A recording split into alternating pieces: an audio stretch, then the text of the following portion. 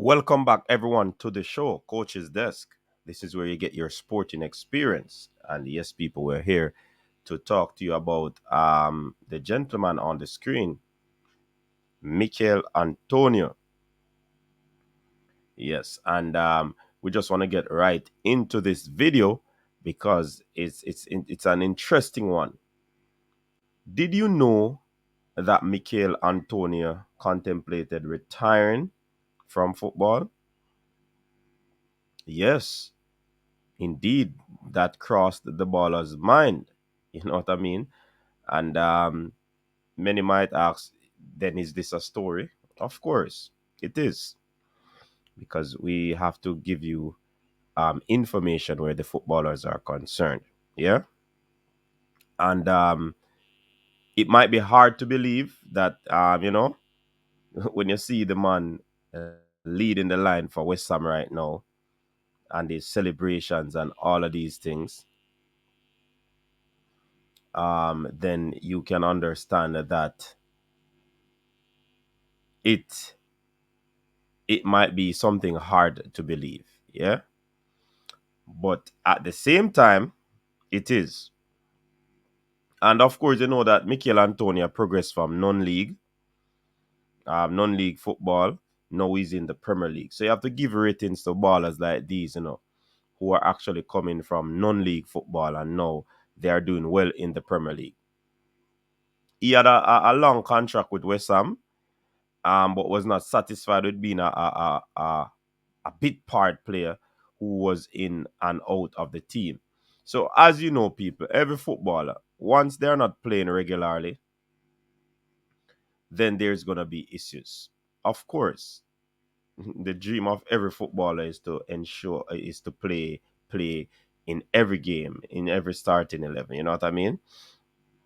But something was happening where Michail Antonio is concerned. Um, he said he actually fell out of love with football because of all that was happening. He contemplating hanging up his boots, and that would have been extremely prematurely. But look at it now. The man is leading the line for West Ham, like I said earlier. Talisman. And here's what Michael said. If I'm not performing, don't play me. Yeah? And that's his recollection of the situation. But the fact is that if I'm playing well when you're dropping me, it's a complete head modeler. It's a complete head modeler. You're dropping me after a good performance. Confuses me. I don't know what I'm doing or what it takes for me to play. And there was a time when where it affected me that much. I got a bit depressed, and I actually had a full blown conversation with my missus, like thinking about whether I should retire from football. That's where Michail Antonio was. This thing is real, people. Depression. Man say he was depressed. Yeah. Obviously, I had a long contract with West Ham as well, so I couldn't just go. I want to leave. That's how the man felt. Wanted to leave the club because of what was transpiring. You know what I mean? Um, One thing with football is that it can go like that and everything changes. It went from me being bit part in and out to me playing. I've not looked back. I have been playing ever since. Yes, and that's what he's saying.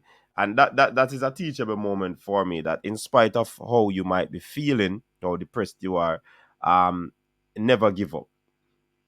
What if Michail Antonio had given up? What if he had retired?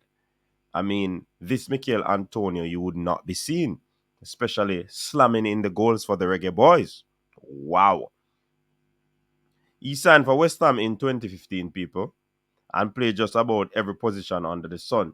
That's why we know him as a right back. He can play wing back and all these things. Just recently, he played a game where a player was it red carded or some injuries of the sort, and he went to the right back position. So as they're saying now is that this man played every position you can think about. Yeah. But then he excelled as an emergency striker to the point where he established himself as the number one, number nine, and ended up getting the coveted shirt on number after hitting double figures in back-to-back Premier League campaigns. What if the man had given up? It's interesting, people. Boy, this year he has got 16, 14 games for the club thus far, and of course we know he's a main man in the Reggae Boys team. Yeah, having elected to represent the country of his family roots following after failing. Yeah, that's what they'll say. Failing to get a cap for England despite a number of call ups. Here's what Michail said, people. Obviously, I didn't get to play, and it got to a stage where I just thought, I'm going to get called up. I didn't believe I was going to get called up. Oh, you said I'm not going to get called up. I didn't believe I was going to get called up. There's a load of quality young strikers out there. He's trying to build a team for the future. And that Tommy Abraham is young. Dominic Calvert-Lewin is young. Harry Kane is still quite young. So this is how the thing changed for him playing for Jamaica. My mom was born in Jamaica and my dad was born in Jamaica. I went to Jamaica all the time when I was younger. Why not try and see if we can get Jamaica to the World Cup after they have not been there for 20 years? There's loads of quality players now. Ravel Morrison is there, Danny Johnson is there, Ethan Pinnock. People, Danny Johnson is Daniel Johnson. Don't be thinking who is he talking about. DJ is talking. Yeah? Alright. And then quite a few of the local boys like Corey Burke and Damian Lowe, the keeper Andre Blake. Yeah, man. So these are the players that the boss straight. Well, yeah, probably could remember their names. They're actually building a decent squad, and hopefully we can put a late push for it. There are no regrets whatsoever. I'm enjoying my football with them. He's enjoying his football with Jamaica people. Don't get it twisted. And the difference with Jamaica, with England, they go to the Euros final and stuff like that. But with Jamaica, every achievement is a massive achievement. We get to the World Cup, we're making history there. In England, you chill in the room in St. George's Park. In Jamaica, I'm chilling by the pool at 25 degrees hot heat. Antonio, no easy the people. Antonio has been capped 3 times by Jamaica, and he has scored twice, two stunning goals. Yeah, man. Yeah, man. The boss have a big 2 goals for the Reggae Boys. Yeah. And for persons who don't know, the man used to play for Reading Nottingham Forest, you know, and he's not the first to have switched allegiance. You know what I mean? So you won't be the first. This is what he said about his call up to England. He didn't call me when he wasn't calling me up, so I didn't really feel like it was necessary for me to call him to make the decision. Absolutely. So they're asking Michael, I never called Southgate when he made the decision. Man say, man never called me. I don't think it was necessary because I could kind of tell what his squad was like. I can kind of tell what he's going to do. To be fair, I kind of agree with his decision. He's got young players there, and he's going to have in his squad over the next few years that they can build a philosophy with. Whereas I'm 31, if I went to this World Cup, I probably have another Euros. and then there'll be another young boy coming through who's going to be quality and who's scoring goals. I fully understand why he would go with some younger player than I am. You know what I mean? So Mikel understand the thing, and as they would say in Jamaica, the boss know the shreps.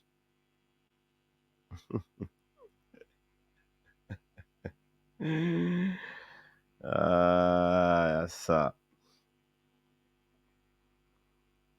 Yeah, man. It's a good thing. It's a good thing that Mikel did not retire from football, to be honest. Yeah. And I just hope some other players are actually watching, listening to this one by Michail Antonio, because some of you are smart footballers. Some of you know the ships, as Michail would say. Kind of had an idea. Just make the right decision and come play for Jamaica, man. Yeah, man. Yeah. Leave out them thing there, you know what I mean? Because all the teams set up right now, the English team, it's gonna be difficult for some of you to make it. And Mikel was smart enough to identify that and make a decision that, the betterment of his future. And oh, what a decision it was. You know what I mean? So, big up yourself, people. Thanks very much for tuning in. What are your thoughts on this? Um, in, wanting to, retire based on early struggles. You know what I mean? So, we're happy that he did not decide to hang up his boots. You know what I mean? Boy. But I just want um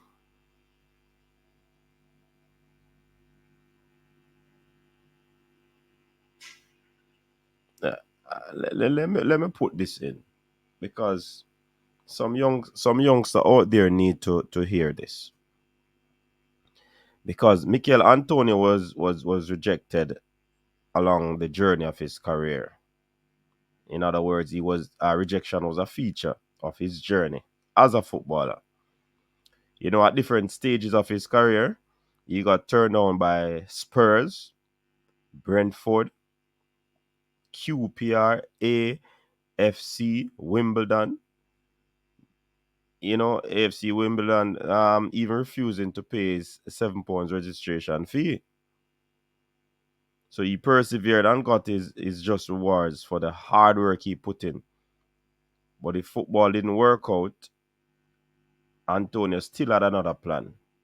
So you see, even though he persevered and got what he wanted, and he got basically what he knew he could do, he said that if football didn't work out because of his love for sport, he would have become a PE teacher. You know what I mean? And this is as a result of the great bond that he had with the teacher that he grew up with. That's Dave Holt. He was the head of the PE teachers, and there was also Mr. Mensah, and there was Neil Watts' son. You know what I mean? So he's saying that he wasn't the best of kids in school, so he used to get kicked out of class every now and then. Mr. Old used to take me in and bring him to his office and stuff like that. So he's just sharing a little bit on his past as a person as well. So it's a good look to know that this man persevered, and he would have pushed through the cracks and the seeming roadblocks that were there, and what a brilliant career he has been having now. So big up to Michael Antonio. Share your thoughts on this one, people. What are your thoughts on it? Yeah. Big up yourself. Thanks again for tuning in to another show. I see the comments in the comment section. Well, a matter of fact, I'm waiting on the comments in the comment section. Big up yourself, people. Until next time, peace out.